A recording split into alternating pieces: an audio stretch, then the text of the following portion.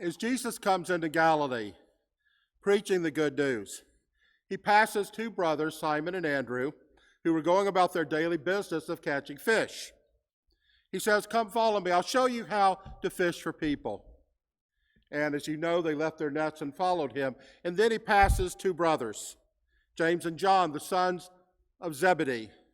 They were working in their fishing boat, and he makes the very same offer to them. And they left their father in the boat, who were with the hired workers, and they followed him.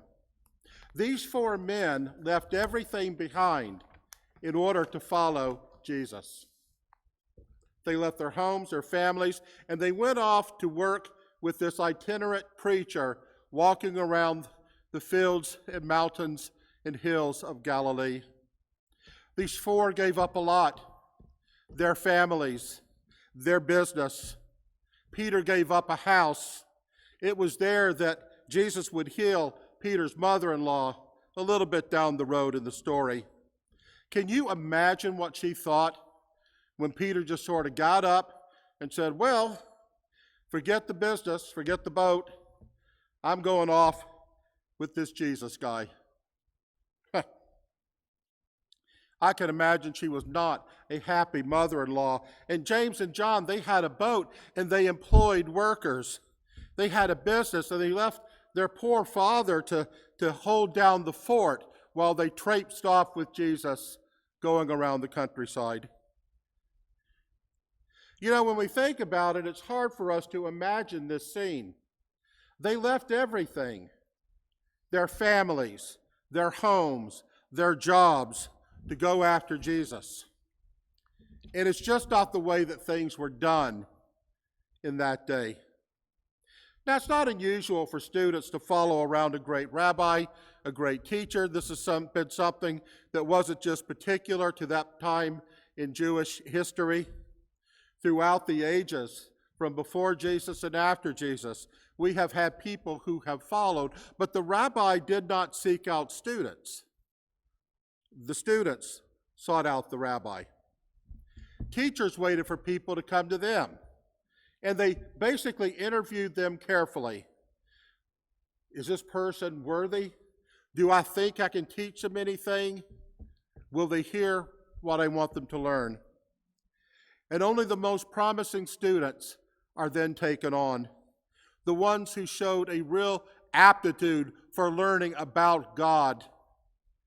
And no self-respecting rabbi would have ever gone out to recruit his own followers.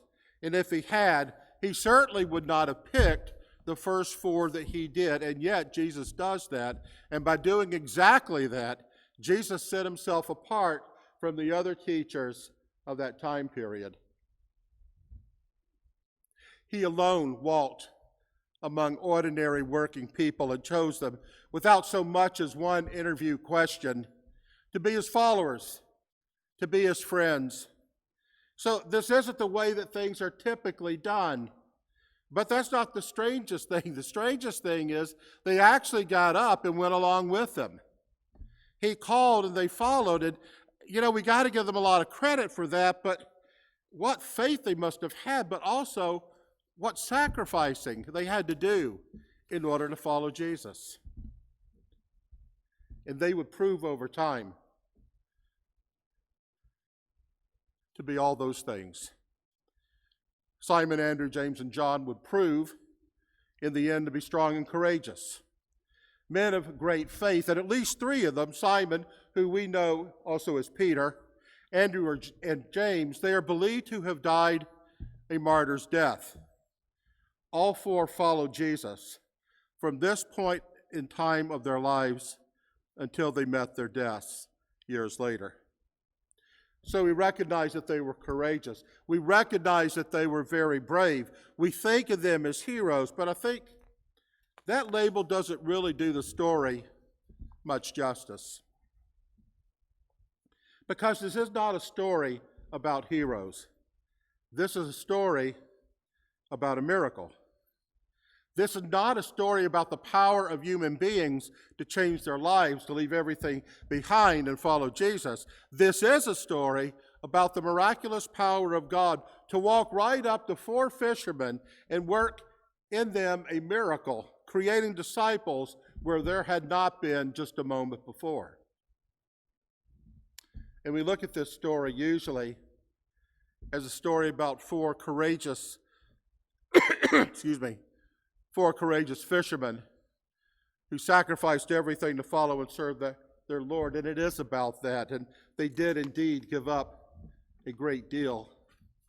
And their decision that day cost them plenty. It cost them a whole lot more before they were done. But they could not have done it without the miraculous power of God working through Jesus Christ. What really happened to those four fishermen that day was that they began to fall in love. Jesus showed up, they took a look at one another, and the rest was history. Because they felt the touch of God in their lives, and they left the old behind, and they went out into the unknown with the Christ who would lead them. What would it have been like if someone had come along at that moment and interviewed them? What would they have focused on? Was it what they were leaving behind? No. It would have been on who they were following. They took one look at Jesus, and somehow they knew that this person would change their lives, and this person was worthy of giving up everything that they had known, everything that was comfortable, everything that they had worked for. They gave it all up to follow the Christ who called them and said, "Follow me." They got swept up in God's will for their lives. They gave themselves over to it. But this is not a story about them being heroic, about them being courageous or strong. It's a story about how God works in and changes their lives and also changes our lives. It is not a story about the moment that they decided to follow Jesus, as the song would say. It is a story about the beginning of a lifetime commitment and change brought about by a relationship with this wandering Galilean itinerant preacher. So this morning, on January 24th, in the year 2020, what does this story mean for us? I think most of us hear it and we start worrying about, well, do I have what it takes to be a disciple? I mean, look at these guys and what they did. I can't do that. Could you? If a clear call were to come to you this afternoon or perhaps sometime this coming week, could you get up from your chair? Could you walk out the door? Could you get in your car and go to where Jesus was, or follow him if he was standing there with you? Could you go without taking your car keys? Could you go without turning off the light switches in the house, without locking up the doors? Could you just go? Could you abandon everything that you had known up to that point? If you're standing in the grocery section of Giant or Walmart or Aldi's, standing there in the front of the frozen food area, trying to make a decision about whether to get frozen peas or frozen Brussels sprouts, could you sit off for parts unknown without stopping to call home?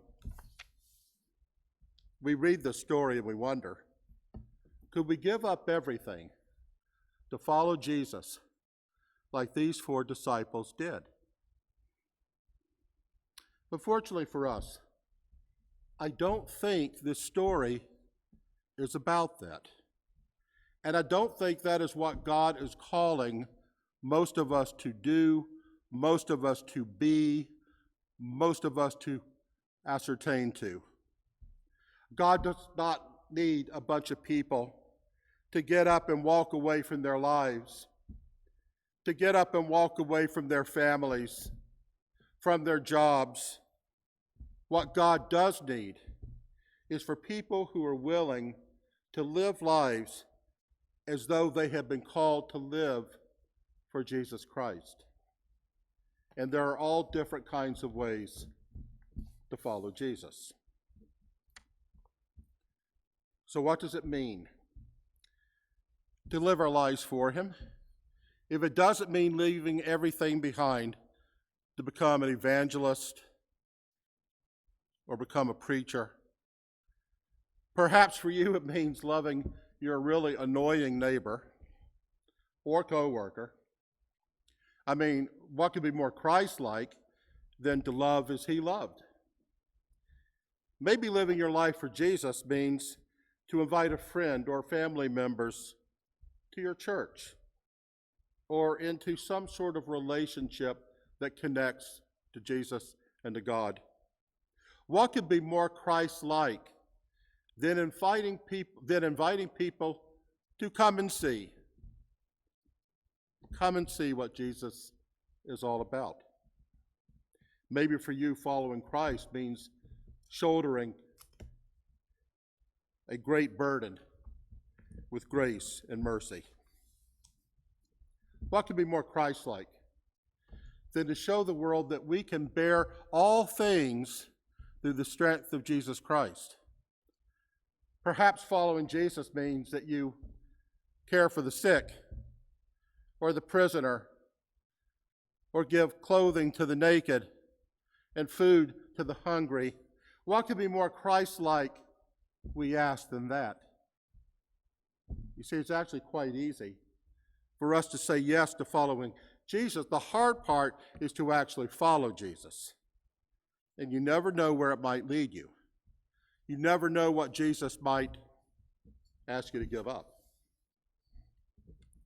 So about 2,000 years ago, there's these four guys, fishermen, who were standing on the shore or standing in the water of the Sea of Galilee. And they had no idea that their world was going to change that day forever. Peter had no idea the yes he proclaimed that day would guide him to establishing a church that would become one of the world's great religions. John had no idea that he would go on to write a gospel and write a letter where he talks about the love of God and the relationship with God that we can have, talking about his truths, his teachings. They had no idea. What they only knew was that this Jesus was someone that they could trust to follow wherever he might lead them. Here's the thing. Wherever you are listening this morning, whether you are in Truxertown, other parts of the Lehigh Valley, or whether in other states or other nations around the world, each of us has to discover for ourselves what it means in our lives for us to follow Jesus. What is Jesus asking you to do today? What is Jesus asking you to give up in order to follow him? What will it cost you? But more importantly than that, what will you gain? We do not know the answers to those questions.